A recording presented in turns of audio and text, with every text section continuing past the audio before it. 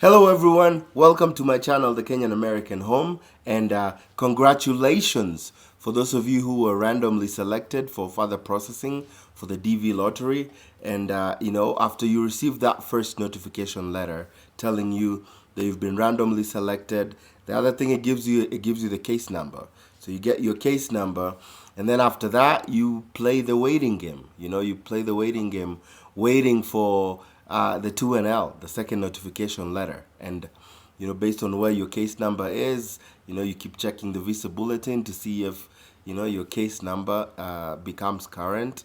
And when it does and you receive your 2NL, one of the first things you want to do is you want to book a medical appointment. You want to book a medical appointment with with the IOM. So what I'm going to do in this video, because a lot of people are sometimes confused what to do after you get the 2NL. So the first thing you want to do after you get the 2NL is get your medical appointment booked up. So I'm going to walk you through, with screenshots and everything on what you need to do, when you receive the 2NL and how you go about booking that medical appointment. So the first thing you do is you go to your Google and then type in mymedical.iom, and then after you do that, the first links that comes on your screen is the My Medical, International Organization for Immigration, and then you click on it. And once you click on it, it takes you to the IOM UN migration website. So, and here you can schedule an appointment. So, your country of departure is the country that you are in, you will be leaving from. So, let's say I am in Kenya and I'll be traveling. Your destination is where? So we're doing the DV lottery. So in this case, it's the U.S., United States of America, and then travel type. You want to do permanent migration, and then for the migrant type, you have different options: family, sponsorship, or immigrant, skilled migrant, or student, and then there's also visitor. So in this case, we just want immigrant. So select immigrant. Then you select the number of family members that you have. So all your family members need to go to the medical. So in this case, we'll just assume one. And then after you do that, go next. And then next, it gives you the NHAC Center, which is in Nairobi. So select it, and then you have to click the terms and conditions to read. So make sure you read them, have fun reading them, and then after you do read them, agree to them. And then after that, you have the requirements and procedures. I like to open them up and then look at them. So it gives you information about the IOM, the International Organization for Migration.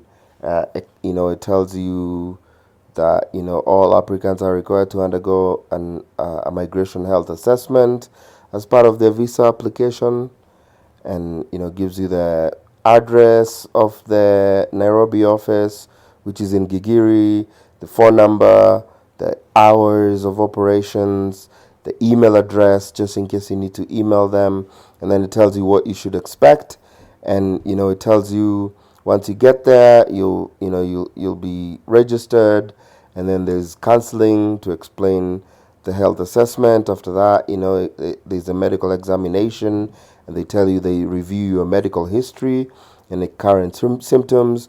They take your measurements and vital signs.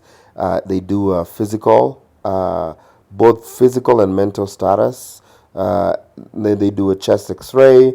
After that, they do an interferon gamma release assay, a blood test for TB, a urine test for gonorrhea and pregnancy, and then they do a syphilis test. After that, there's vaccinations that they do, and they kind of break down by the age of the applicant. And really, the big difference is you can only do the blood test for TB if you're 2 years and above, and then they only do the chest X-ray, the urine test, and the blood, the blood test for syphilis if you are 15 years and above. 15 years and above. 15 years and above. So that's all about, that's all about the requirements. And then scroll and close it.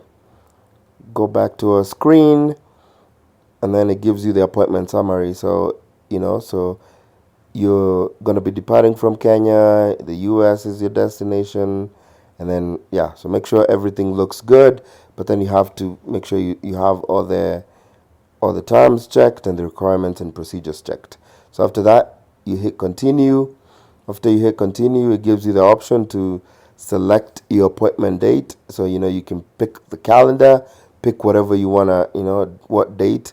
So you want to schedule your appointment as soon as possible, because just in case there's any delays, if they have to do additional tests, there's something additional that needs to be done, make sure you schedule your appointment ahead of time.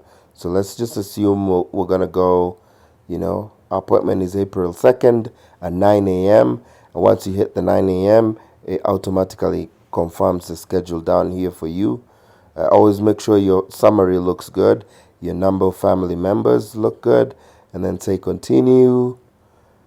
And then it kind of gives you, the warning that you need to complete this within 15 minutes, otherwise you're going to lose your data. So just say okay, and this is the applicant registration. So they'll ask you for what's your last name, what's your first name, what is your date of birth, are you male or female, what's your nationality, the US alien number. If you've never been to the US, if you don't have that, you don't need to fill in anything. Then take your passport.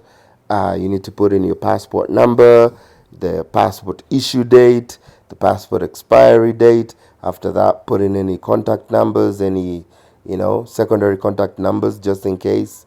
And then you put in your email address. Email address is really important in this place, because you will need to verify your email address for you to complete making the appointment. And then after that, they ask you to set a password, so you set your password, and they'll all, again, the appointment summary is telling you everything you need to know and making sure that everything is good.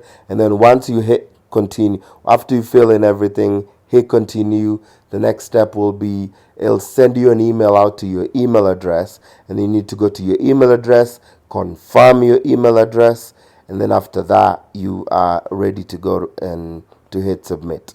So that's the process for scheduling your medical appointment. So now you can now do it online. Hopefully that was helpful. Let me know if you have any questions, or if you want me to do, if there's any other videos that confusing that, or you would like more clarification, more information on. Thank you so much, and have a good one. Thank you. Bye.